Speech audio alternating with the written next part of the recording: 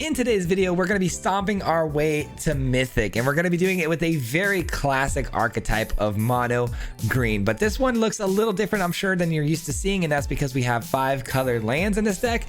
Why, you might ask? That's because we're trying out a new card called Herd Migration, which allows us to create a number of 3/3 beast creatures based on the number of basic land types that we have.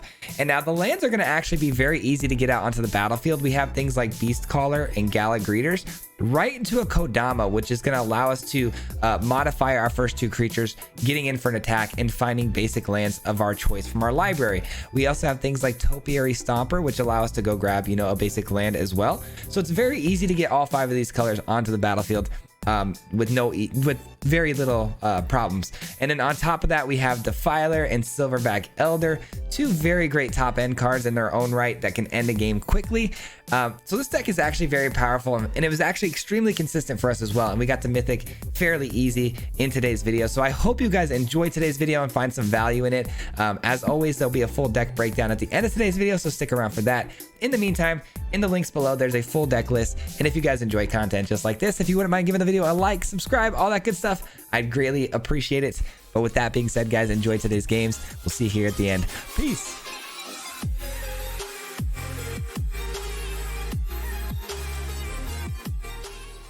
All right, ladies and gentlemen, today we try to make our stamp into Mythic with some mono green. Welcome back to another video. I hope you guys enjoyed today's video. It should be a good one. Kicking things off with a pretty sweet hand here. We've got a bit of a what is it, domain, the new mechanic domain, man. We've got some new domain mechanics in this deck that I'm really excited about, some cool features that I'm really excited about. I've been playing this deck a little bit now, kind of ranking up pretty easily, to be honest. Don't think we've dropped the game yet, honestly. But Gala Greeter's kicking things off here. We've got a really nice curve out here. Just got to find the lands. We do run 25, so hopefully finding those lands shouldn't be too hard, but that Brutal Cathar could put a damper into our plans here. Nope, we find a land. Beautiful. And it is a different colored land, which does help our domain in the late game here. Let's go ahead and find another color here. Any color will do, really. Let's go ahead and choose a black just to make them think maybe we're Abzan. We've been running a lot of Abzan lately. You never know. Might throw them off a bit. All right, so now they're going to gain life and deal life, right? What does this say? Whenever a creature enters the battlefield under your control, you gain 1 life. Whenever it dies, I lose a life. That's right. Knew it was something like that. All right, the opponent does attack into us because why not? They are an aggressive build here. Do we keep the lands flowing here? I kind of feel like we should, but I also could go Gala Greeters into the Beast Caller, which is another form of ramp, because I could also go and grab some treasures. But that doesn't get us any closer to using the Stomper, so maybe the Stomper is the move. We find that last land drop. I kind of like the Galas and the Beast Caller a little more, and the only reason I like this a little bit more is because we do have the potential for some life gain later in the game with that Gala Greeters being established on the field. So that's why I'm going to go with that play over the Stomper play. There's benefits to both, but I'm going to take that route. Hopefully it was the right call. We'll see. Struggling to hit our land drops, which I didn't expect, honestly. I thought that'd be pretty easy to get these land drops. Taking a 2-land hand, though, you're almost always asking for trouble there. All right, the opponent does drop an Adeline, which opens the door for some shenanigans. Can't imagine they'd swing with the Brutal Cathar, right? Yeah, they don't. All right, we take the best block we can here. I don't like that we allow this 1/1 to just kind of float about, but you know what? We got to do what we got to do. Another Gala Greeters, huh? All right, well, I do like the Silverback Elder here. Again, I'm kind of shooting for all the life gain mechanics here, which is really helpful. But at the same time, maybe not. Maybe we go Gala Greeters into a Stomper. That way we ramp up. And we also get a bit of life gain with both Galas here. I like that, actually. Let's go with another Gala Greeters here. We're gonna go ahead and take the treasure for the first go, and then we'll play this out eating the second treasure, which triggers both Gala Greeters again. And I am gonna go for the life gain this time around. Go and gain 4 life here, and then we also get another land drop, which We have treasure for the third green, so let's just keep, you know, grabbing all of our multicolored here just in case we get our domain card here. And now we have a 4/4 body to block with as well, which is really, really good.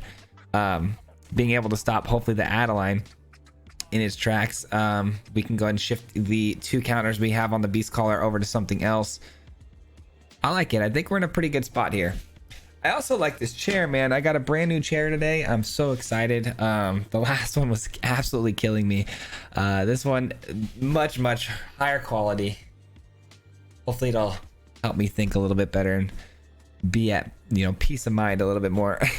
Because that last chair was brutal. We were sitting on a blanket and we had a pillow as our lumbar support. Bit of a nightmare. The opponent doesn't even make a play here. That's good. That's good. If we play this out, we can play, you know, we can play these cards later with Phyrexian mana, which is nice. And we don't want to be playing 2 spells here. Yeah, I'm gonna go with it. I don't want to play 2 spells here because of the brute. The brute could be a bit of an issue. Again, I think I'm just gonna go for the life gain here, to be honest. Everything on my squad here is gonna get absolutely massive once the Defiler starts going here. Once we start casting multiple spells a turn. But we're back to 18. Opponents got to feel pretty bad about that because they worked really hard to get you know, the aggro game plan going here by, you know, not only playing early threats but tempoing out with things like Brutal Cathar. It's got to be a bit of a nuisance. They did just manage to transform their Brutal Cathar though back over, which does kill our Defiler, which is kind of a big deal. But if I can just find one fight mechanic here, I'll be able to kill it, bringing back both the Gallic Readers and the Defiler, which hopefully shouldn't be too hard. 1, 2, 3, not quite enough to play both, but this is definitely the better of the 2 spells. Let's go ahead and we don't really need the life gain anymore, do we? Let's just get these bigger. Let's get some more viable threats on field here. And I don't mind sending these 2 in at all because they do have vigilance. We're still being very defensive here with the Beast Caller though, because if I swing it through and they allow the attack to go through, taking 6 damage off their life total when they're sitting at 27 isn't ideal. And we're left with 1 less blocker. So let's go ahead and do the best we can here by thinning out their field with the vigilance creatures. I think that's fine. Now, none of these are enchantment creatures, which is a bit of a bummer because you could take advantage of the Silverback Elders mechanic of being able to, you know, take out a couple of their things. But unfortunately, not the case here. Maybe I should be worried about a potential meat hook down the road, but I highly doubt it with the field that they've created. It seems a lot more like an aggro deck here. We have a lot of mana, so we should be able to transform the Oddity here pretty soon. Should we just thin out the deck maybe? Yeah, probably thin out the deck a little bit here. Go for another land. We get another color.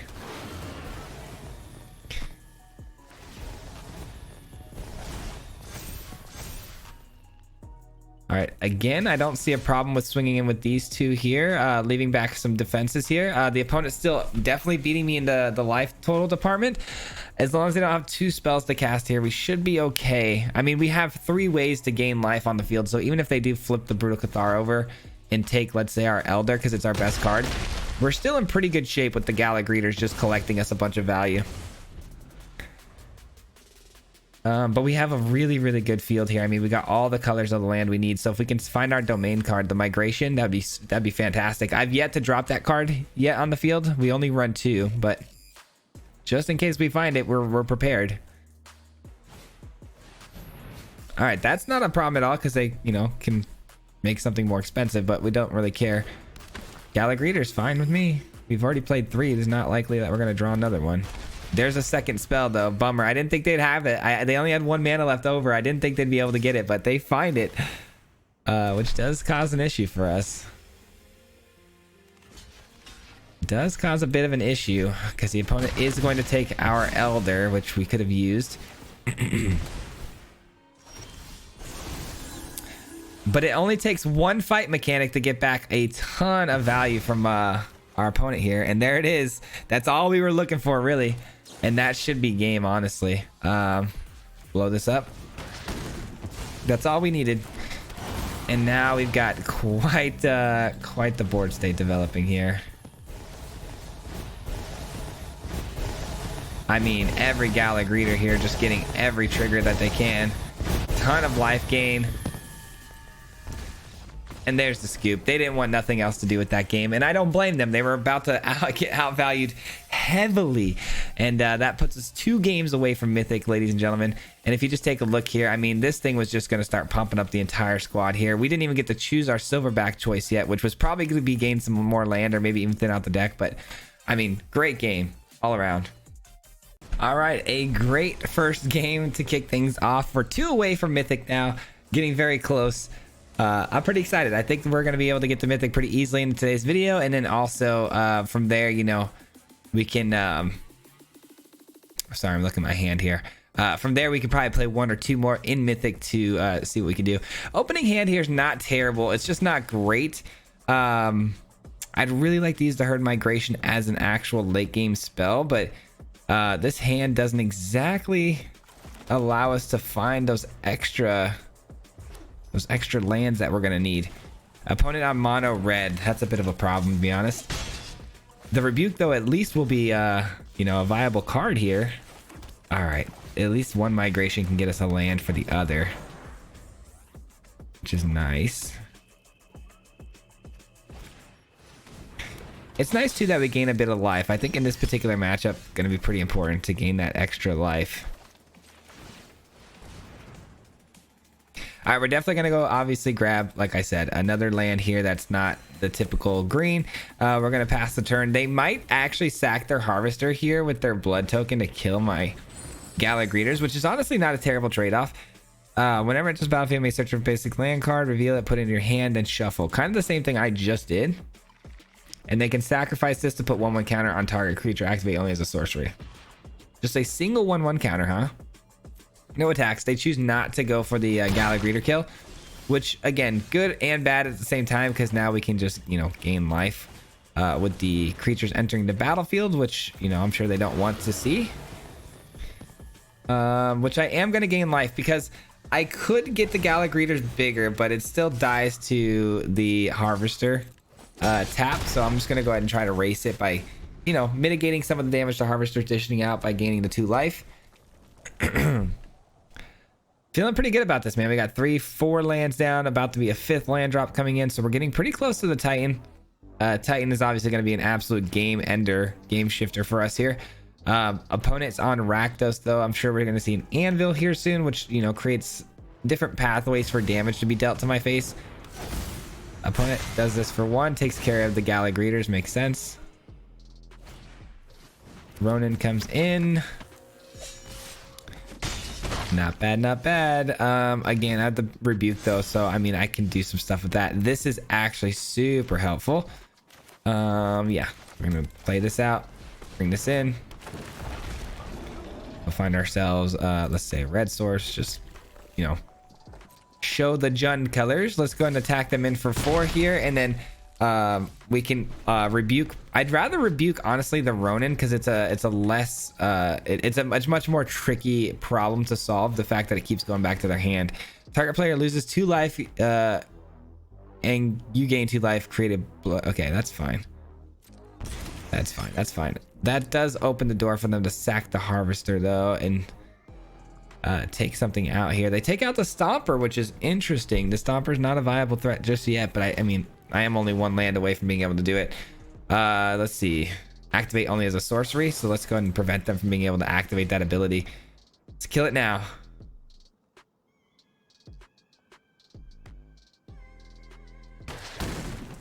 They had their chance there to take out one of my creatures, but instead they chose to play a second Harvester, so shutting down the first one here. In the migration, we've got 3 going already, so 4, 5, 6. I mean, if we hit a land here, I can choose a couple of different options. Kodama's cool, but it doesn't exactly help us out here very much. Bit of a bummer, to be honest. I guess we'll play it though. Might as well. I do wish the trample built into the Ovenwald was technically a modification, but it's not, so we don't get to find the land here. And we'll end our turn. We're one land away from salvation, man. We've got two very, very powerful cards in hand that both can change the tempo of this game quickly. All right, that is dead. Opponent's left with two cards in hand too. I can't imagine they're much better than mine though. All right, they sack the blood token, allowing them to attack with a 3/1 body. Which, I mean, I probably will block here. I don't really care to lose the Kodama at this point. They do not want to test me. That's fine.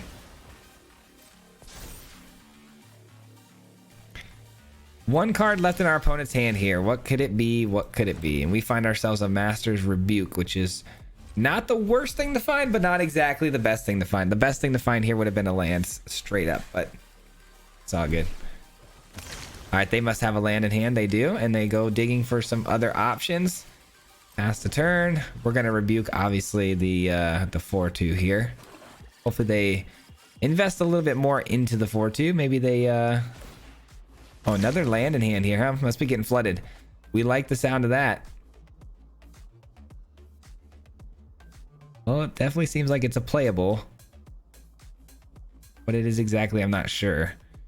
I don't know if I like the idea what they just did there of throwing away those lands with their blood tokens. Obviously, they want to try to find value in their deck, but at the same time, they could have created a lot of 3/1 bodies with those blood tokens and kept the creatures, you know, coming.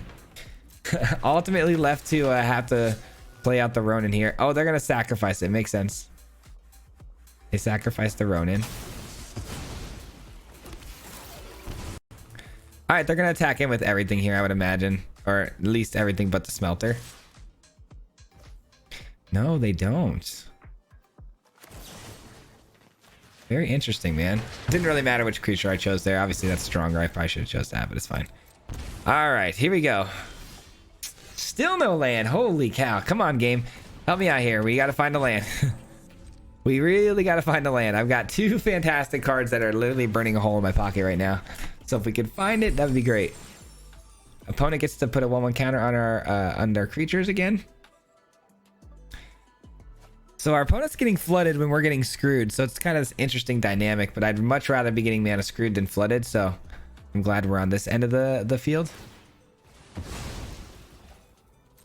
All right, they get a 4/2 body. Are they going to attack into us? Let's find out.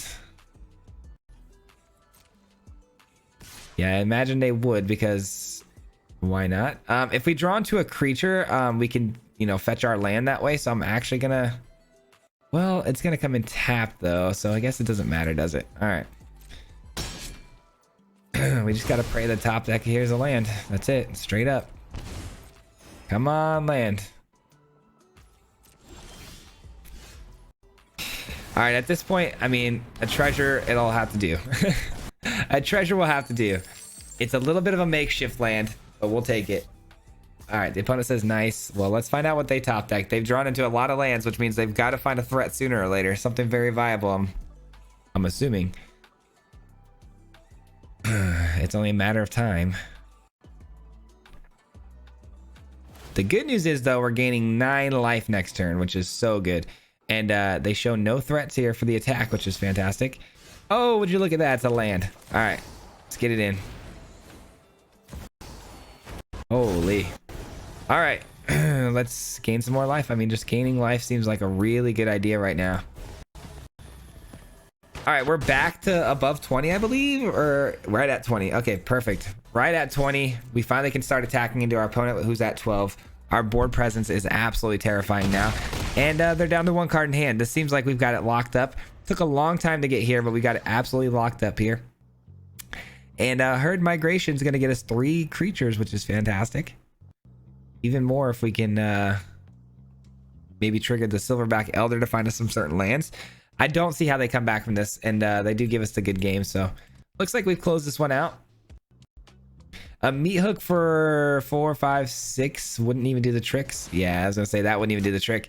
So they were pretty close there to finishing, but not quite there. Man, the audio just completely stopped working. I don't know what the deal is with that. I'm gonna go ahead and give my game a reset here, but up to diamond tier 1, one win to go for Mythic. Let's get it. All right, apparently the audio issues were probably just in my own headphones because I unplugged them and plugged them back in and we're good to go. So must have sounded okay, I guess, on your end. I'm not sure.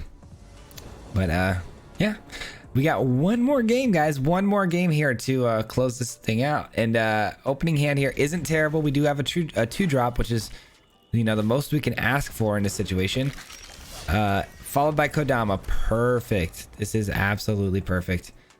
I am losing my voice though, which is such a bummer right now, man.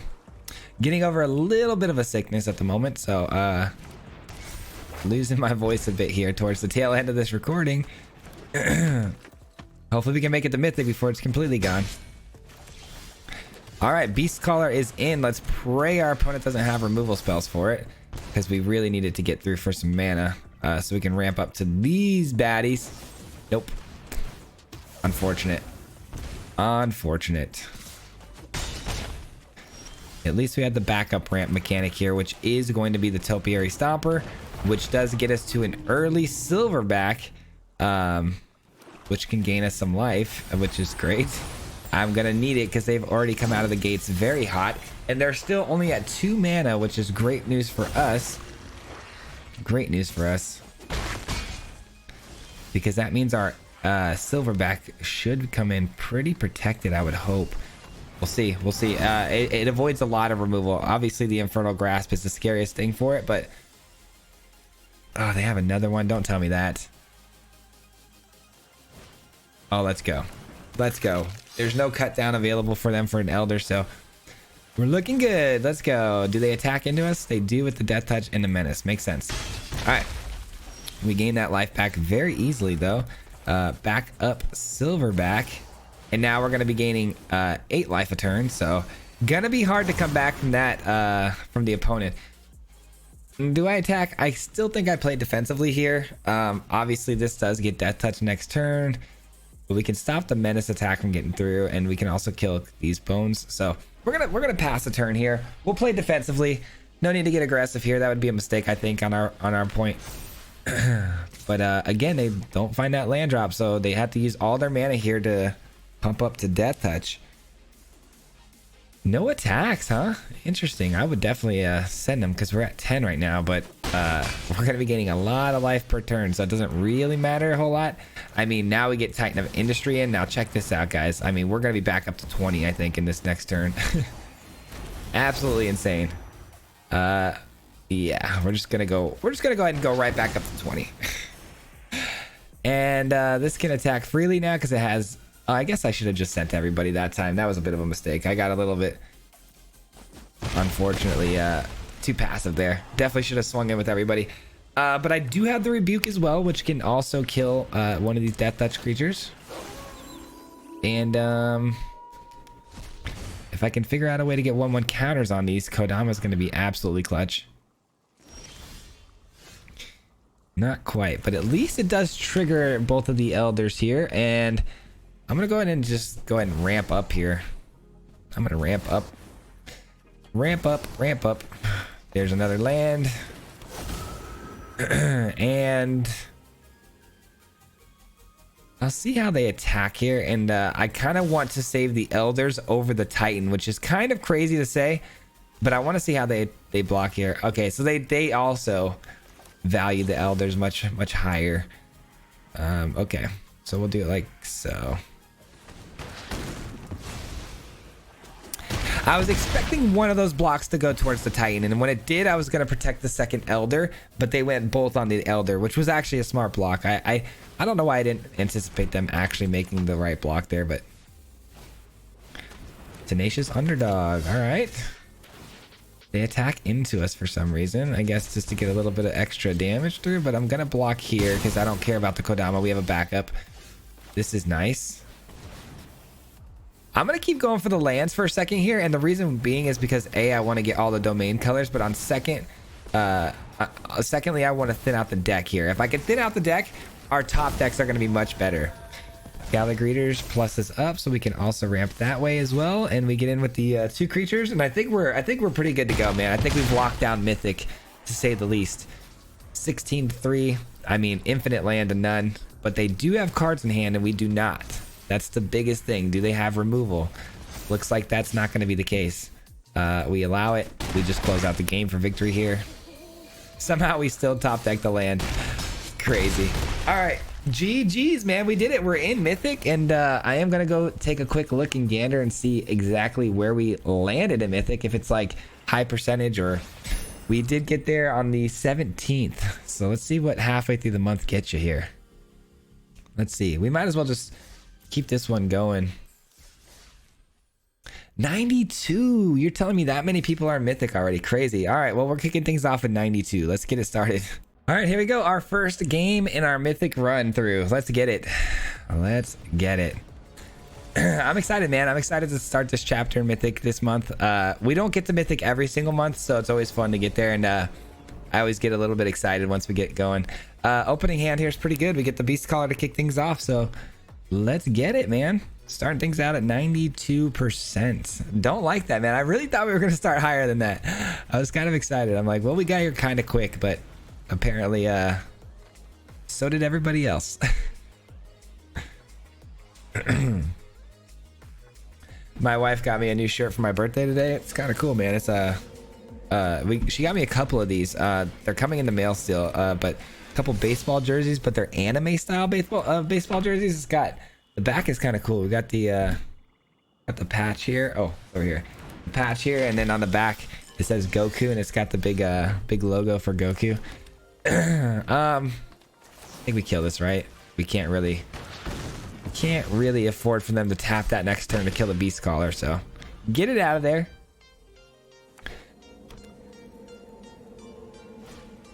My apologies, man. Can barely breathe.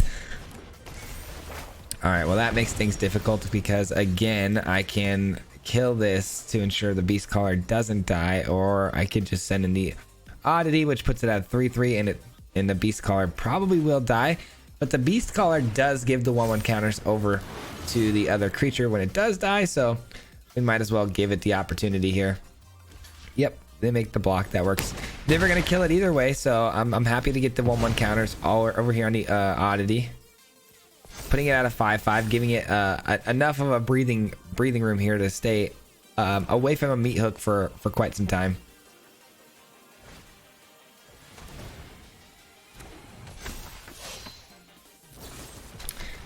It stays away from Meat Hook, but it does not stay away from Infernal Grasp. All right.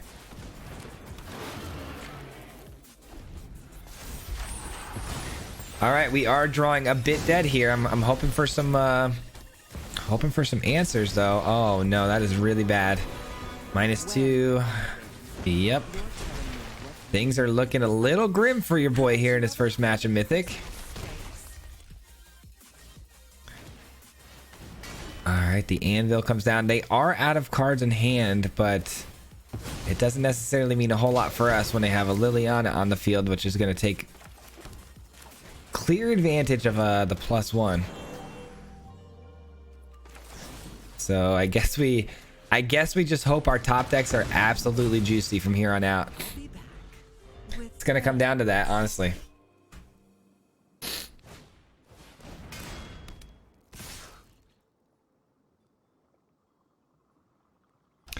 A second Anvil from our opponent's not fun. Anvils are going to start dealing damage to me every time they sack these. Bummer, man.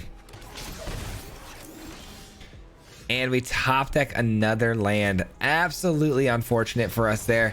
Didn't exactly pan out the way we wanted it to in our first game of Mythic, but the draws weren't exactly great either. You know what I'm saying? All right, you know, we got to Mythic. Can we get a win in Mythic? That's the goal.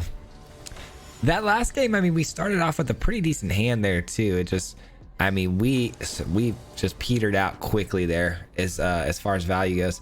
Opening hand here is solid. It's solid if we find a third land drop, because we do have the Beast Caller into the Kodama, which is really, really good. All right, we do get the Beast Caller in. It looks like we're up against mono blue potentially. We'll see. Yep, looks like mono blue it is. So really unfortunate if the Kodama ends up getting countered here. It would have to be, it could be a number of things. It could be Syncopate, Essence Scatter. That's about it though. I like my odds, man. I like my odds. If this gets countered, we're gonna be really sad. We're gonna be really sad. But it looks like it's going to. Again, Syncopate probably the answer here. Oh, make disappear. I knew I forgot one of them, man.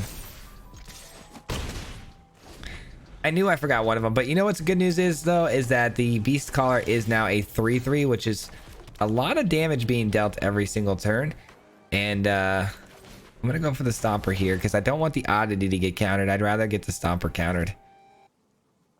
So what's great about the Beast Caller is that it gains these 1/1 counters upon me casting the creature. So we're gonna be able to tempo them out even if they do keep spending their mana to counter us and then do their thing. So Impulse. Okay, so they're opening the door for a potential Oddity coming in here, gaining us some value. We do have to worry about our opponent playing out a Fading Hope at any point in this game. That would be pretty sad. But they did find another land drop, by the way, so I do anticipate this also getting countered by some sort of Make Disappear or Syncopate effect. Yeah. Syncopate for 1. Absolutely, we pay for that. And they scoop it up. They had nothing left to do there. The Syncopate was just not enough. They only were able to do it with 1, and we had a backup plan there. So GG's, let's go. All right, game's going kind of quickly here. Man, this weekend was so much fun. It was my birthday weekend, and we just got back. I mean, I'm recording these on the weekend, so I mean it just happened. But we went and saw a movie together, me and my wife, and we saw the Woman King. That was so good, man. It was, I mean, 10 out of 10. That movie was fantastic. All right, let's see what they want to do with this. I'm sure they're going to counter it, which is why I'm going Gala Greeters over the Beast Caller this time, because they've got 2 mana as opposed to the 1 they had last game. And it's the same setup, so just wishing me luck here is all you can do, because everything's going to get countered here. But we have a really nice tempo here. We got, 1, 2, 3, everything in a row, which means they're going to have to answer every single threat or else they're going to lose.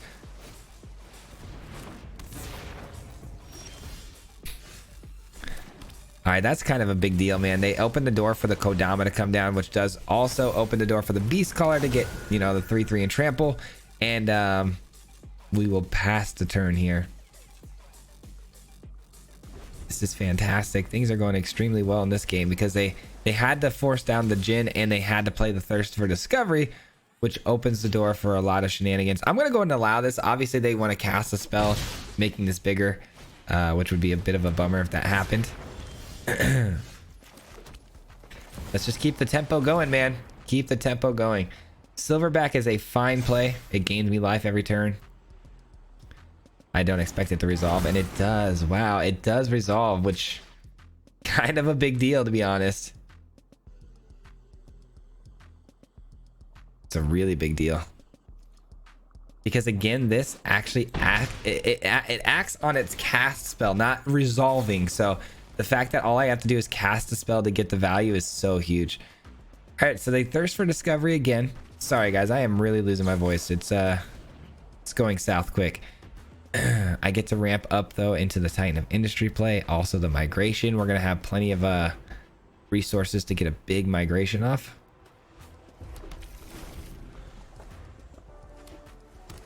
But they have so much mana and so much cards in hand here to work with, so I don't like that. All right, we're gonna need a little bit of luck on our side for this next couple of plays here.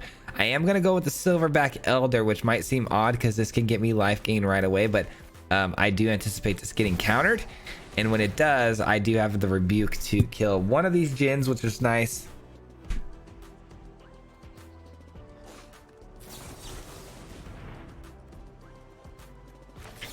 You got something for this? Let's just keep the threats going, man. We gotta keep them expanding their hand. Oh wow, Well, that is unfortunately going to be a blowout then. That Fading Hope was, it was good.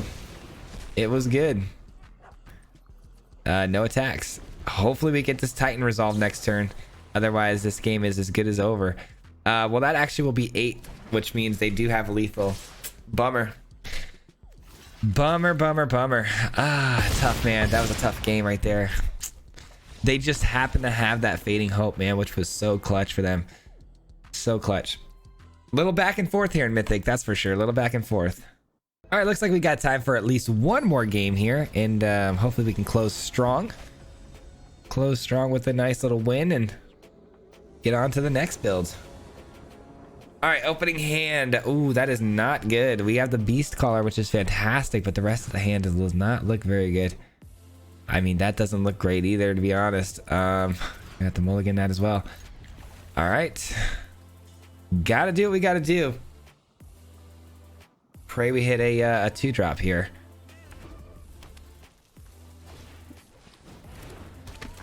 Unlucky Witness. There is a 2-drop. Let's go. Okay. Things are looking a little more up now.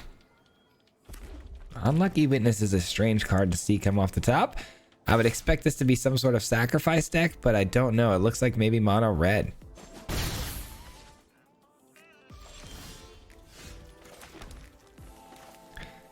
Gala Greeters is interesting, but I do want to play out the Beast Caller being a 2/2 and it growing a little bit quicker. It avoids burn spells a little bit better, but not off the rip. And it's exactly what happens. It dies right off the rip. All right. It is what it is.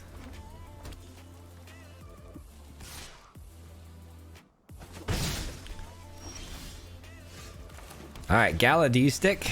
Let's see. They still have some instant speed nonsense. Clearly, they're going to just burn me out pretty much the whole time here, I would imagine. Once we get to our bigger creatures, though, we do a good job of avoiding these lightning strikes and these play with fires and stuff like that. The fact that they're using lightning strike, though, tells me they don't have play with fire, because that would have been a much more efficient removal. So I'm pretty happy with that.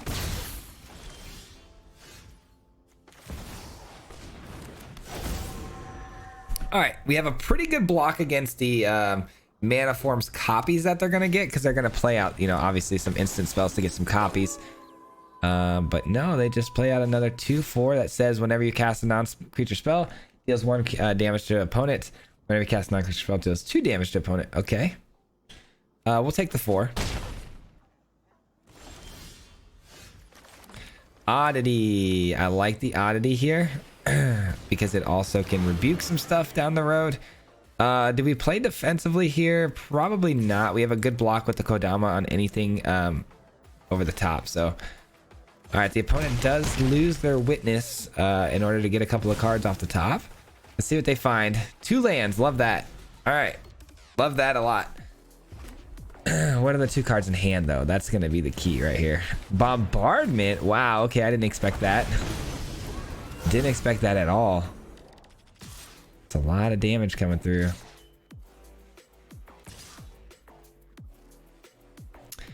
Definitely gonna have to make a block here.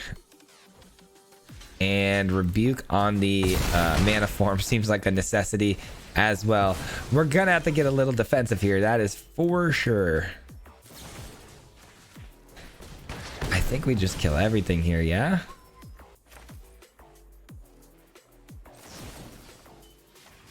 And we just really gotta hope. I mean, I'm gonna play defensively, to be honest. If they find something with haste, I can't have them attacking through to me.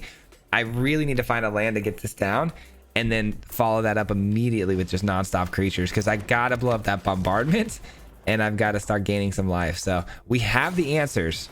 It's just about whether or not we can get what we need.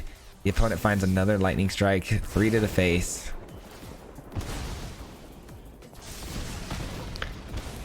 Three more to the face. Just an absolute bummer here. Okay, it's coming down to the wire, that's for sure. What is going to be our top deck?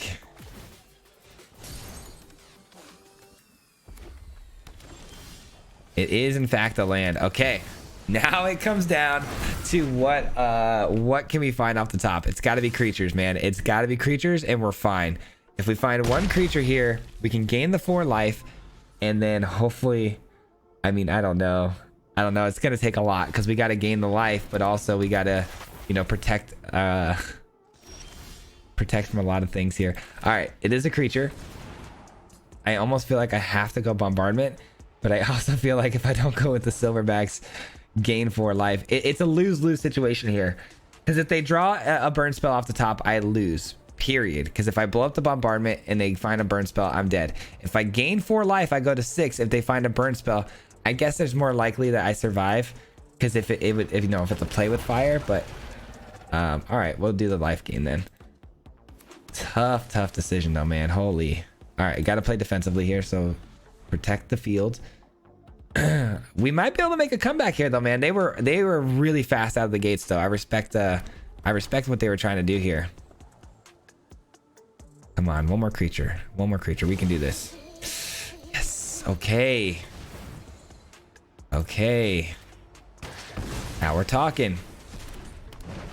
3, and that'll open up the this will open up the stompers.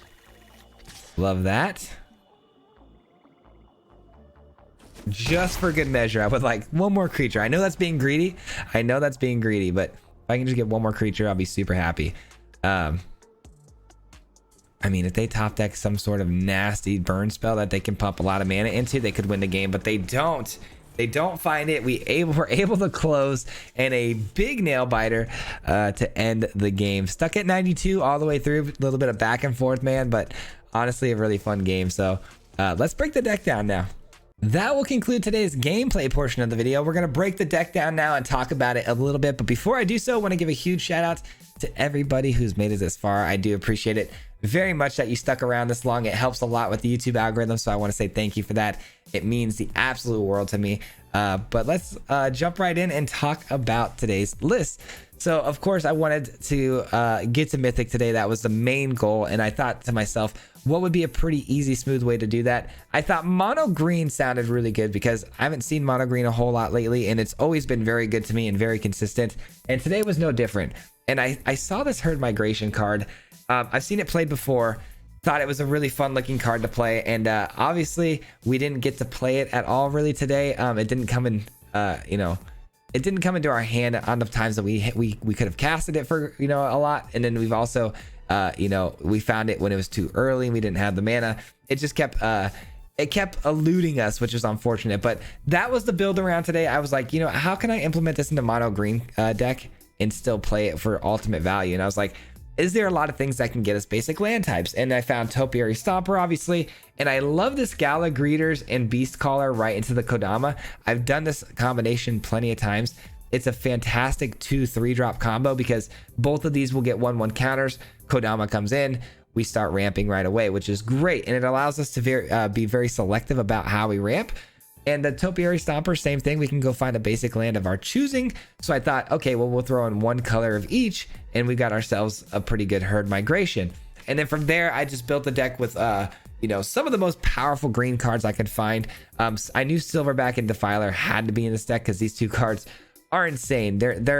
They're really going to make mono green a serious problem, especially when new cards start to come out and green starts to build a little bit more of a base. These two cards are actually very, very good. I mean, the Elder being able to, give us a choice of one of 3 things every single time something enters the field. We saw how powerful this effect could be at the last game today. It was really great for us, and it saved the entire game. Defiler, once you see this thing in action and starting to spit out 1/1 counters like crazy, this thing is deadly, man. It is so powerful, and the fact that it can make things cheaper too is super helpful. And of course, you can't go wrong with the top in a Titan industry. I mean, these 3 cards are going to be a staple of any deck, so I knew they had to be in the deck. And then the fact that we ramped up a lot in the early game, I felt pretty comfortable running 3 Titans, which typically I'd splash maybe 2.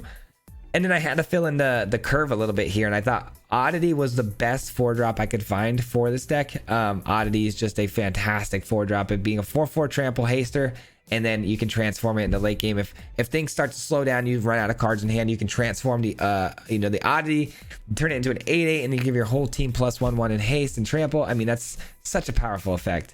And then from there, I just needed a little bit of spot removal just to kind of open up the lanes for us in case things got a little bit bogged down. And you know, we couldn't attack through cleanly. So I thought the Master's Rebuke was the best choice. This is by far my favorite green card to remove anything with, because the fact that it's instant speed, and it helps a lot too that our creatures are very big and very powerful. Even the ones that we drop early can scale upwards, so this is almost always a really good removal tool for us. It works really good too, obviously, with Death Touch, which we don't have anything of, you know, but it's still a very, very powerful card in our deck. But that's how we put this thing together. I am losing my voice, so I'm going to cut this a little bit short. I do apologize, but that is the deck. I hope you guys enjoyed today's video, man. I do appreciate you hanging out with me today. It means the absolute world. And before I get out of here, as always, huge shout out as always goes to the Mardu Mob. If you guys don't know, the Mardu Mob is the membership program here on the channel. So I got to give these guys some love because they help support the channel through their monthly memberships, and it means the absolute world to me. So thank you so much for everything you do for me, and we'll catch you guys here tomorrow for another video. Until next time, guys, peace. Hit him 3 times like a hat trick. The name is Swayze, no Patrick. If you play him, then it's tragic. Hit him with the Mythic, yeah, that's magic. MTG, that's what you'll see if you like and subscribe.